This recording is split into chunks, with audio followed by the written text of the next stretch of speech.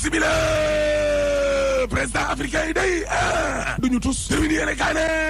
tey nag laa leen di expliquer waaw suñu président yi la nan la ñuy caxat-caxatee kon suñu alal ci la ñun africain yi dama ne la lu tolloog ñeenti téeméer ak juróom-ñaar fukk ci ay milliards la ñu fekk ci loxol président wu Mauritanie woon di Mohamed Ould Aziz allahu akbar la ilaha illallah maa la ko wax lii tax na tubaab jaxate naan wax ma yow yaay président africain ban ma wax la sa alal nu mu toll dis-moi quel président africain tu es et je te dirai quelle est ta richesse la ilaha illallah xoolal ma ci 2011 waaw dama ne la président Ben Ali bu Tunisie kon ba muy daanu dañoo fekk ci ay coffre forum day koppar goo xam ne saaga la ci askanam laa lay wax ni Tunisie waaye saaga la tamit kon ci ñun africain yi la allahu akbar la ilaha illallah yéeni kaa yu déeme jaagi ne dama ne la loolee dafa sori laa la wax bu mujj bi day président africain mooy bu Mauritanie bi la Mohamed Ould Aziz juróom benn fukk ak juróom ci ay kilo or ak lu toll ak ñetti téeméer ak juróom benn fukk ci ay millions de dollars allahu akbar la ilaha illallah te xoolal rek yow ca jamono joojee feebar faju day doom bu góor la fii ci Afrique ubbil réew mi quotidien yéeni kaa gi ne xanaa xamoo leen ne opération wàllum xol le cœur centre cardio-pédiatrique yooyu moo la bu hôpital Fann bi waaw dama ne la xale yi kenn opéré tu leen ci wàllum xol maa la ko wax xale yi kay fi mu nekk nii dañuy dee en attendant opération yooyu di commencé waat allahu akbar la ilaha illallah yéeni kaa gi ne waxuma la sax corona gi waaw tardeel bi nga xam ne kon mi ngi koy tardeel wàllum opération yooyu waaye xoolal ma Sénégal ba mu daj amul fukk chirurgien cardiaque allahu akbar la ilaha illallah waay ana xëyu gone yi le ana xëyu gone yi ak Macky Sall critique yéene kay ne xam nga wàllum naxaate tapale ak yoo xam ne yu defuwul ay daar waaw moom lañ fi nimi ko de dama ne la ndaw yi nga xam ne maanaam moom la ñu war a jox nag wàllum financement yi lée xaalis bari bi keroog ba séminaire présidentiel ba jeexee ak léegi ni lée ñoom xale yooyee amul benn kër di wàllum structure boo xam ne daal dinañ koy taxawal ni lée ngir nag ñu fay dem di jëlee ay xibaar ak li ñu mel de amul te gis nga nag boo sàgganee lu tollu junni ak juróomi téeméer ci ay ndaw dañu ñàkk nag seenu liggéey ci wàllum exploitation wu silex ba nekk ca ICS gëlay mar di tali Omar Faye leeral askan wi ci évidence yéene kaay ne gis nga Alassane Diallo mi directeur général u ICS day kooku moom moo nar a daaneel Macky Sall daar balaa 2024 waaw parce que xoolal ma ñi nga xam ne ñooy exploitant ya nekk kon te silex googe la ñuy naqarlu impôt 1000 francs ñaari téeméer yi nga xam ne kon ñu ngi leen koy laaj ba pare di ko jox nag indien yi yow xoolal ma alalu Sénégal ñu ciy duma sénégalais xaalisu Sénégal ba pare ñoom sénégalais yi ñu leen cay fayeku di ko jox ay jàmbur ji ay indien allahu akbar la ilaha illallah waa lii lan la libération yi nekk ay ne ay kon siti day waaw gis nga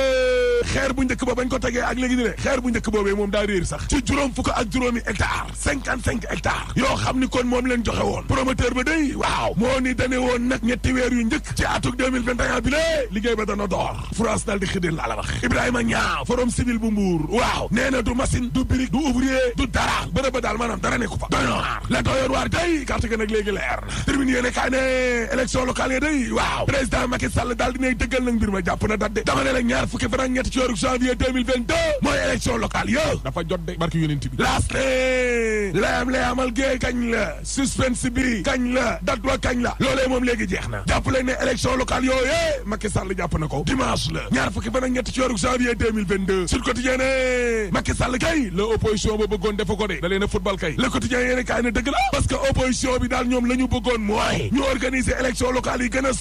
sori du passé weeru décembre laa la wax Macky Sall ne leen le 23 janvier 2022 la direct news ak sursaane Antoine Félix Diome dana dem nag ca élection locale yooyee 23 janvier 2022 l'observateur ne dagg-daggaanu gox yi tey Ndakaaru Njaay jël joo waaw mooy plan secret wu nguuru Macky Sall gi de mairie bu Dalifort ba boo sàgganee danañ ko yóbbu ca Ndakaaru ni te am na ay coppite yu doy waar yuñ nar a indi ca Pikine gële ak Parcelles roof leen ca Géejawaay ci Caaroy kaw day mujj dem biir Géejawaay gële fa la jëm de waaw te Parcelles Assainies gële boo sàgganee itam danañ ko dugal biir Géejawaay de